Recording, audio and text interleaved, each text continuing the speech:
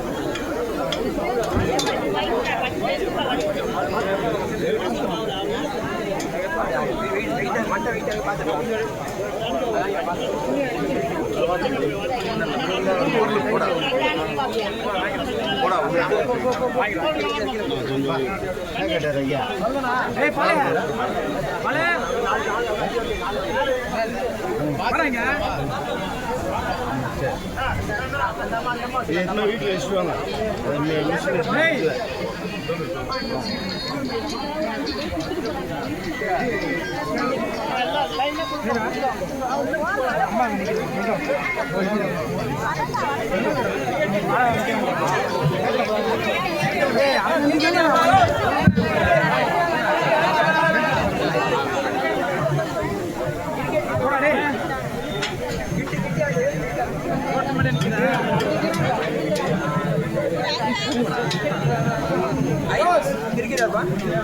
அடுத்து கழக பேச்சாளர் அருமை சகோதரர் பம்மல் தினேஷ் அவர்கள்.